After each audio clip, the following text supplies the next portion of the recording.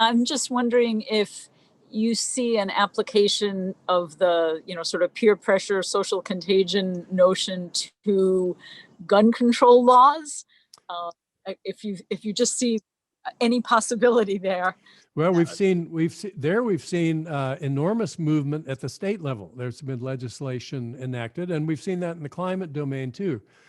People think votes don't matter. Study Virginia. Virginia, over its history, executed more people than any other state. They're not the biggest state, but they were very heavy into capital punishment. Both houses of the Virginia legislature flipped in the last round of elections. They just recently eliminated capital punishment. The governor signed that new legislation into law recently, but a year before, they passed the very most ambitious green energy grid legislation of any state. And so the people you elect really do have an impact on, what policies we adopt. So we, the theory has always been that the states are a laboratory. We can experiment and see what works.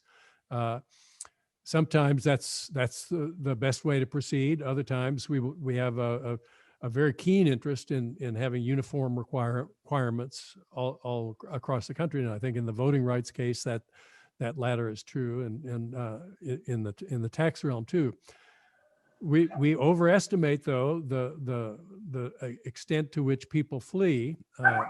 Jerry Brown raised the top tax rate in California in his last years in office by 50%. There were predictions that all the wealthy people in California were going to flee the state in droves. A Stanford study a couple of years later revealed that the top 1% of income recipients in California left the state at by far the lowest rate of any other spot in the income distribution.